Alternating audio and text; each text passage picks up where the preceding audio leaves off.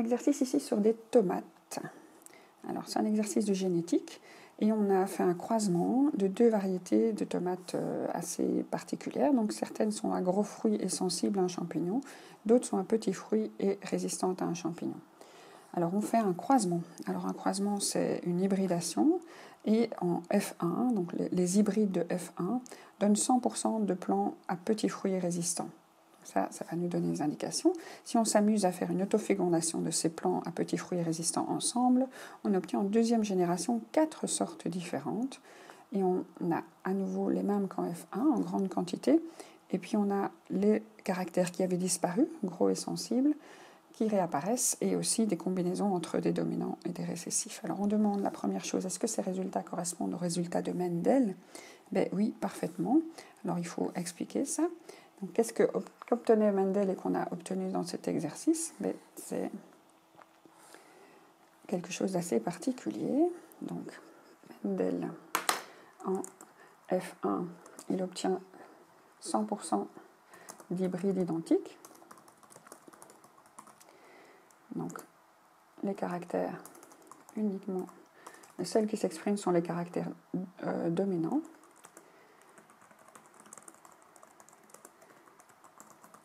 Et les récessifs sont cachés. Donc, ça, c'est vraiment du Mendel. Donc, si 100% des hybrides sont identiques, c'est qu'on a une génétique assez classique. Alors, en F2, ça c'est aussi ce que Mendel a observé, c'est que les récessifs réapparaissent. Alors, c'est quoi une F2? Ça, faut peut-être préciser. En F2, c'était lors de l'autofécondation des hybrides.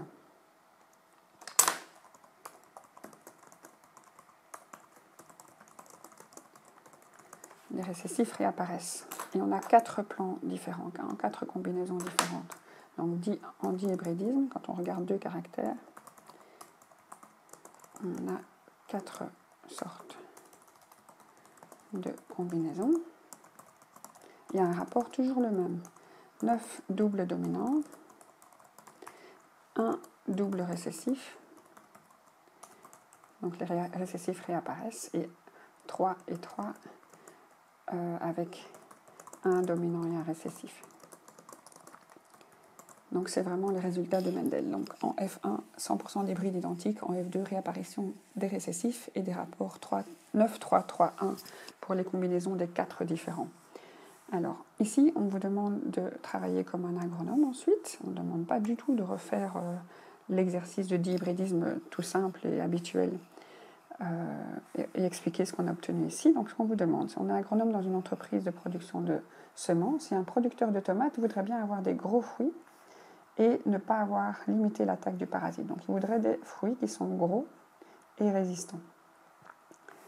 Alors, est-ce que c'est facile d'avoir ça? Mais si on fait simplement l'hybridation et l'autofécondation, donc si on fait l'hybridation, on n'obtient pas ce qu'il veut. Donc ça, ce serait trop facile. Et donc, ce qu'il veut, on l'obtient en F2. Donc, quand on fait l'autofécondation des hybrides de F1. Donc ça, c'est le phénotype qu'on veut. Donc c'est le phénotype souhaité. Où est-ce qu'on va aller les chercher? Mais rien qu'en F2, ce sera assez facile de les obtenir. Donc, phénotype souhaité. Alors, le problème, c'est que ce phénotype, en fait, cache 2 sortes de génotypes. Alors, pour pouvoir faire l'exercice de génétique, on va d'abord parler du choix des lettres des allèles.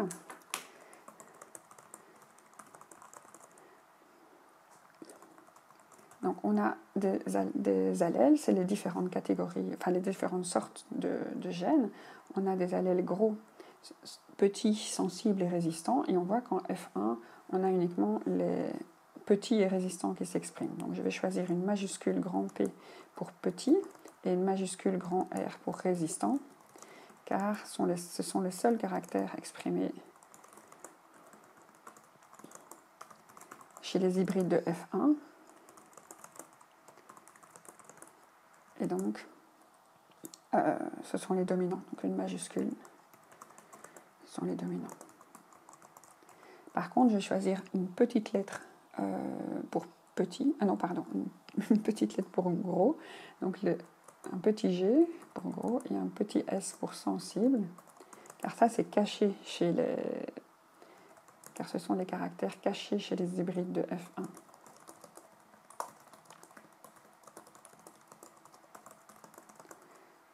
Donc on choisit des minuscules. Ils sont récessifs. Alors, dans les exercices officiels de génétique, on utilise la même lettre en fait pour le caractère de la taille. On prend un petit p pour le gros et on peut un petit r pour le résistant, mais moi j'ai pas trop l'habitude de travailler comme ça. Je préfère que les lettres disent le phénotype possible, mais je sais que c'est pas tout à fait orthodoxe comme façon de faire.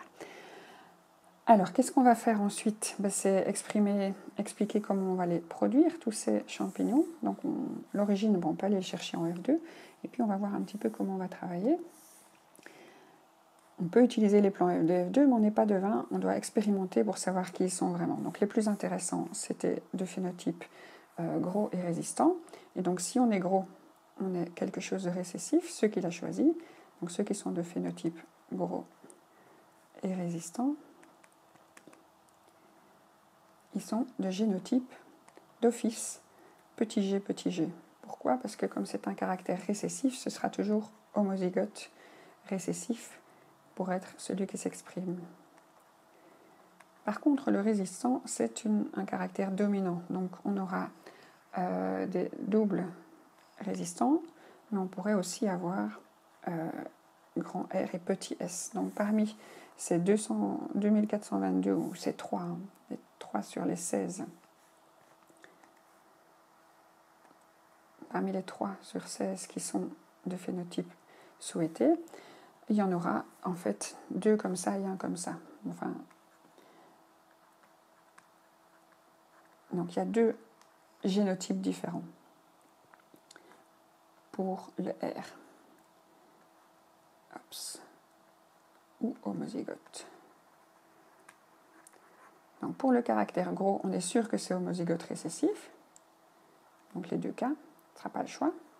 Mais par contre, pour le caractère résistant, il pourrait être homozygote ou il pourrait être hétérozygote. Donc ce qu'on souhaite, le phénotype souhaité, il faut une nouvelle variété qui ne variera plus. Donc le génotype qu'on veut absolument, ce sera une lignée pure. On veut celui-là. Mais on n'est pas sûr de l'avoir si on va chercher les plans ici. Donc il va falloir faire un test pour savoir qui sont ces plans qu'on trouve en F2. On va vérifier s'ils sont comme ça ou comme ça. Alors le test qu'on peut faire le plus simple, c'est ce qu'on appelle un test cross. Donc on va prendre chez une tomate qui avait le bel aspect, gros et résistant, avec des plans gros et résistants, on va prendre une graine et on va la croiser avec les doubles récessifs. Donc on va faire pour les deux cas, celui qui a le bon phénotype, qui peut être comme ça, double homozygote, et c'est celui qu'on cherche, ou homozygote récessif, on va... Pardon, double homozygote, j'ai dit quoi? Et homozygote avec hétérozygote. On le croise avec un double homozygote récessif. Ça, c'est ce qu'on appelle le test cross. Alors, ce qu'il faut faire attention, c'est qu'on va bien garder, on va prendre une graine, et on garde le reste de la tomate. Une graine d'une tomate. Et on garde bien précieusement le reste de la tomate. Pourquoi? Parce qu'il faudra utiliser le reste de la tomate et pas les descendants qu'on va obtenir ici. On va voir à la fin. Et on garde le reste de la tomate bien précisément. Donc on fait ça pour certains. Si on a tout de suite le bon résultat, on devra le faire qu'avec une, sinon on essayera avec d'autres. Alors qu'est-ce qu'on va avoir? Donc ça, c'est nos parents. Les parents pour le test cross. Les gamètes, ça c'est leur génotype. Et donc leur phénotype, c'est celui qu'on voulait, gros et résistant. Et celui-là, c'est un qu'on va chercher aussi dans la F2, double récessif, ou bien qu'on va chercher tout au début dans la catégorie double récessif. Où est-ce qu'il était celui-là? Je ne sais pas si on les avait dans la catégorie du début. Oui, je crois. Donc gros et sensible, on les a, c'est la variété alpha. Et petit fruit et résistant, c'est double dominant. Donc on va chercher la catégorie alpha, ou alors on reprend les gros et sensibles qu'on a eu ici. Donc pour faire le test cross, on a assez de ces petites graines double homozygote récessif à notre disposition. Donc gros et sensible. Donc les gamètes que vont faire ces espèces. Donc celui-ci, il a homozygote, il donne un allèle par caractère à ses gamètes. Celui-ci aussi, il n'a pas le choix, donc 100% GR. Et celui-ci, il va aussi donner 100% GS. Donc en fait, ici, on fait une simple F1 quelque part. On a deux lignées pures. Alors, on croise ça, les gamètes, un seul choix d'un côté, un seul choix de l'autre, et on va obtenir d'office uniquement 100%. Et je l'ai mal écrit. On doit l'écrire ensemble. Donc les gamètes possèdent deux lettres. Donc on va les mettre ensemble et ça va donner 100%. Puisque chez les gamètes, on n'a pas le choix. Quand on met ces gamètes ensemble, ceux qui en féminin ou masculin ou féminin, c'est pareil. On a 100% d'individus qui seront tous gros et résistants. Alors si on a ce 100% d'individus, c'est que ça signifie, si la F1, si les hybrides de F1 donnent 100% pareil, ça signifie que les parents étaient homozygotes. Donc c'est la preuve que les parents n'ont pas eu le choix au niveau de leurs gamètes. Il faut absolument être homozygote pour avoir 100% de gamètes identiques, pour avoir 100% pareil. Les parents sont d'office homozygotes. Et donc si on a ce résultat-là, lorsqu'on fait le croisement d'une graine parmi ceux de la F2 qui était grosse et résistante avec ce fameux gros et sensible, et si on a 100% de résultats, on est super content parce que cette tomate-là, on va pouvoir la produire avec elle-même et avec elle-même et avec elle-même, et on réobtiendra toujours ces GR. Donc ce qu'on va vendre, ce n'est pas ceux qu'on vient de recevoir avec le test cross, ce sera des croisements, enfin ce ne sera pas des croisements, ce sera des autofécondations, toujours avec cette graine toute identique. Imaginons qu'on n'a pas eu de chance et qu'on a choisi une graine de phénotype gros et résistant, en croyant que c'était peut-être ce qu'on allait pouvoir vendre et devenir bien riche. On l'a croisé avec le double phénotype récessif gros et sensible.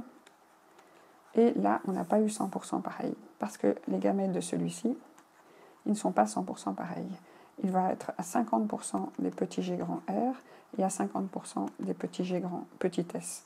Pourquoi? Parce que ici, comme il était hétérozygote, il va donner pour moitié de gamètes avec le grand R, pour moitié de gamètes avec le petit s.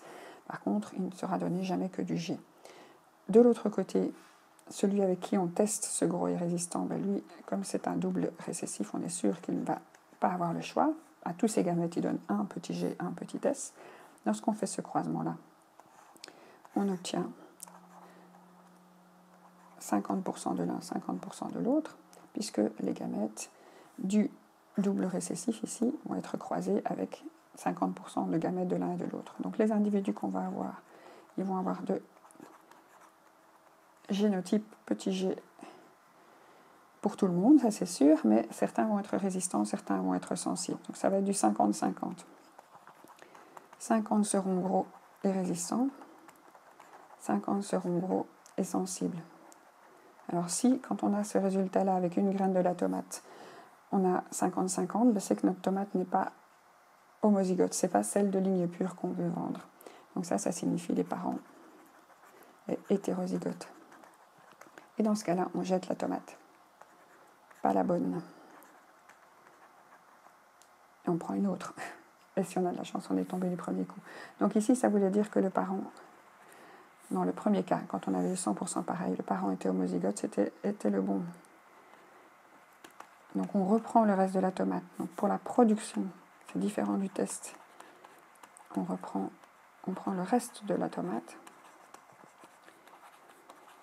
Et normalement, il y a plusieurs graines dans cette tomate et on fait des autofécondations.